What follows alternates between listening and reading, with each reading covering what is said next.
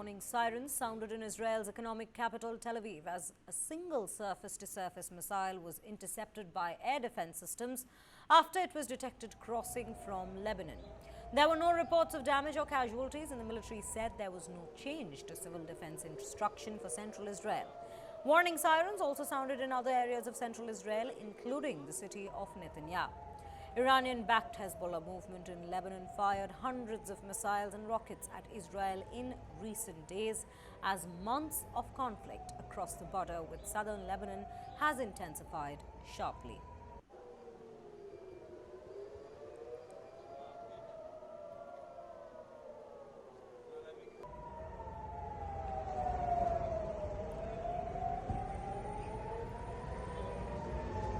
The Israeli military has been conducting its heaviest airstrikes of the war this week, targeting Hezbollah leaders and hitting hundreds of targets deep inside Lebanon that have killed more than 500 people and wounded more than 1,800.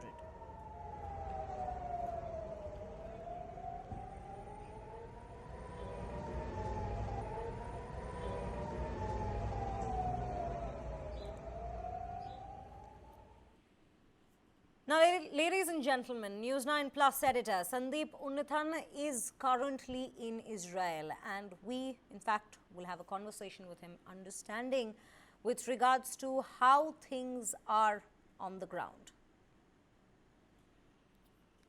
The situation in Israel is extremely tense right now. What's been going on is that Hezbollah, which is an Iranian armed terrorist group that operates in Lebanon, to the north of here. In fact, it's just about 100 kilometers north of where I'm standing in Tel Aviv. Hezbollah has been raining rockets at Israeli civilians over the last couple of days. These attacks have continued, in fact, over the last year, which has forced Israel to withdraw many of its civilians to safe areas from the northern regions. Almost 1 million Israeli civilians have been evacuated so far. But in the last couple of days, what we've seen is an intensification of this war between Israel and Hezbollah. This has forced Israel to launch retaliatory attacks against Hezbollah in Lebanon.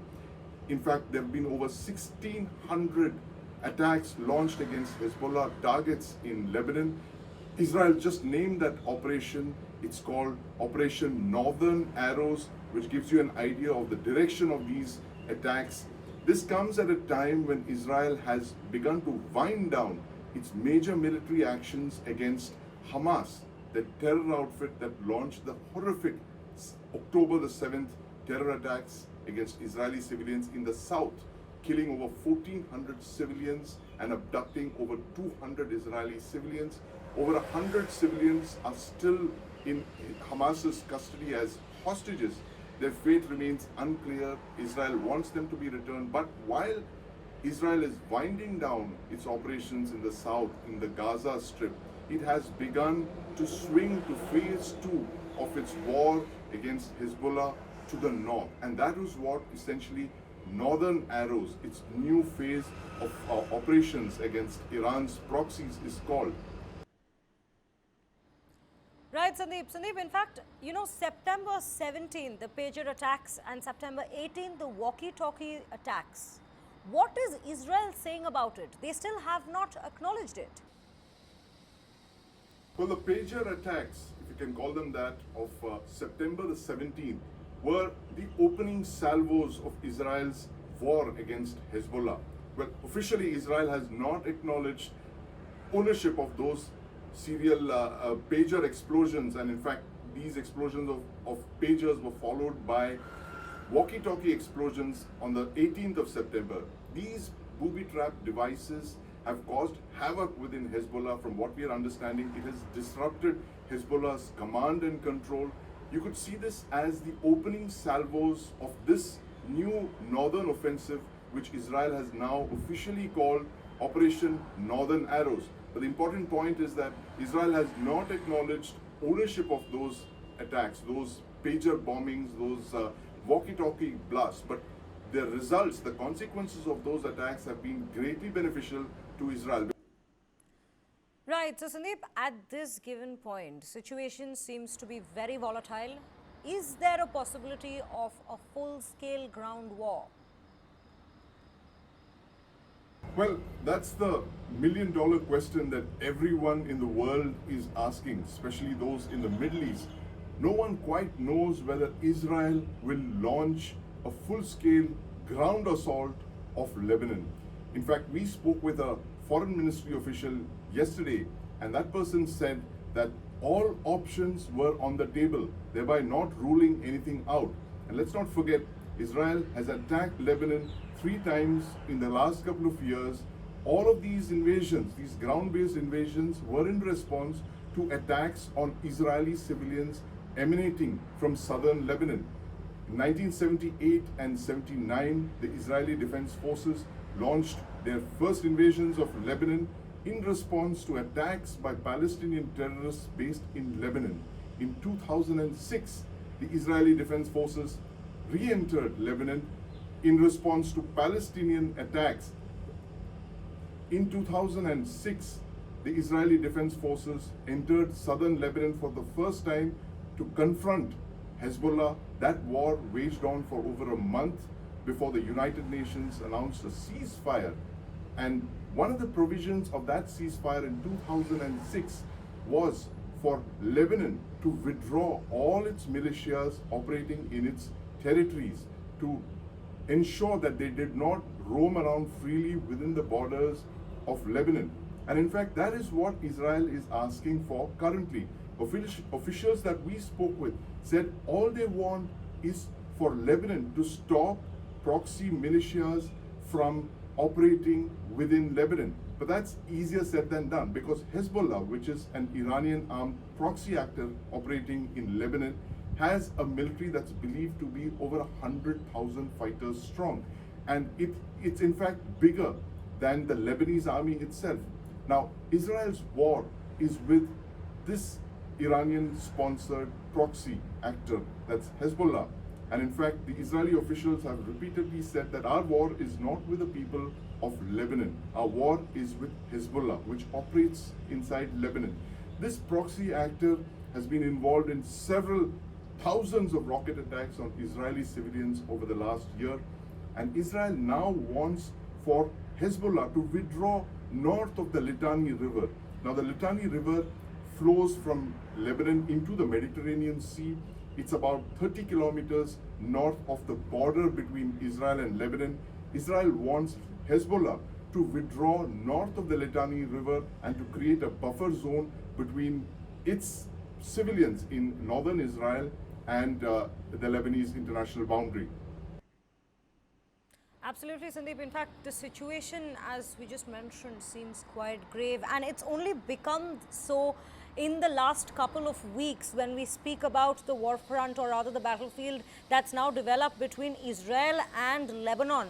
Because, and quite rightly, as you mentioned as well, even the Israeli Prime Minister has now come out to say that the war is not with the people of Lebanon, but with this given outfit, which is Hezbollah. But you know, this also reminds us of the situation that had unfolded on 7th of October last year, because if we remember correctly, Hamas, when it had attacked, when it had infiltrated into Israel, and post that, when Israel went into a counter-offensive and the war, which we have seen, still continues, the initial response from the Israeli military or even the Israeli government was the fact, it was quite similar to the statement that's been given by the Israeli Prime Minister Benjamin Netanyahu in the present, which is Hamas, the war is with Hamas, not the people who are in Gaza.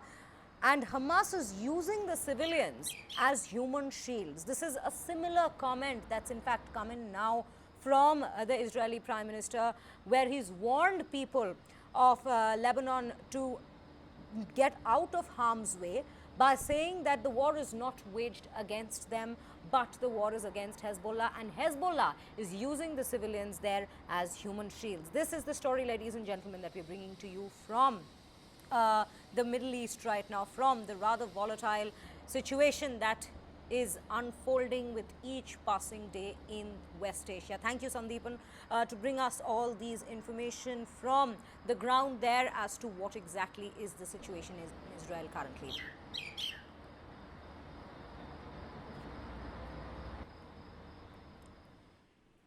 Now, with that, an Israeli airstrike on Beirut killed a senior Hezbollah commander as cross-border rocket attacks by both sides increased fears of a full-fledged war in West Asia. Let's take a look at this ground report before we continue the discussion with regards to what exactly is the situation and the story that's developed around this development. Israel's military said an airstrike on Beirut killed the commander of Hezbollah's missile and rocket force on Tuesday, as cross-border attacks by both sides increased. Lebanon reported more than 560 people had been killed, including 50 children, and more than 1,800 wounded since Israel launched heavy strikes on Monday morning, the country's health minister told Al Jazeera Mubasher TV. Israel's military later said the Air Force also conducted extensive strikes on Hezbollah targets, including weapons storage facilities and dozens of launchers that were aimed at Israeli territory. Israeli military spokesperson Rear Admiral Daniel Hagari addressed the situation in a live televised statement. We strive that the operation is as short as possible. That is why we are striking with huge power. Thus, we have to be prepared for it to take time. Hezbollah said it launched rockets on Tuesday at the Dado military base in northern Israel and attacked the Atlat naval base south of Haifa with drones. In Lebanon, families from the south clogged the highways fleeing north. Members of the Sidon municipality said they have received at least 3,000 displaced people and have so far opened 14 schools to host them. Our situation is like garbage. Strikes, planes hovering, and a war of total destruction. Israel's new offensive against Hezbollah has stoked fears that nearly a year of conflict between Israel and the militant Palestinian group Hamas in Gaza could destabilize the Middle East. At the UN, U.S. President Joe Biden sought to calm tensions. A full-scale war is not in anyone's interest. Even if the situation has escalated, a diplomatic solution is still possible. Meanwhile, Israel's UN ambassador Danny Danon said Israel was open to ideas for de-escalating the conflict in Lebanon. We had experience in Lebanon in the past. We are not eager to start any ground invasion anywhere. Israel wants to secure its northern border and allow displaced residents to return. This has set the stage for a long conflict, while Hezbollah said it will not back down until a ceasefire is reached in Gaza. The fighting has raised fears that the United States, Israel's close ally, and regional power Iran, which has proxies across the Middle East, will be sucked into a wider war. That, ladies and gentlemen, is the current situation in Israel and Lebanon with regards to the war that's currently going on. It's not a full-fledged war. These are attacks that are taking place, airstrikes that are taking place between both these nations, these neighboring countries. And it's been the war that Israel has waged against, as they've mentioned time and again, against the outfit, the Iranian-backed outfit Hezbollah. Now, amid the risk of escalation in the Middle Eastern conflict, Israel launched its biggest ever aerial strike targeting the Hezbollah militants. And as per the latest updates that we just brought to you, the airstrike killed nearly 600 people, which includes Ibrahim Mohammad Kabisi, the top commander of the Iran-backed militia. And in response to this attack, the militant group in fact launched 100 projectiles themselves.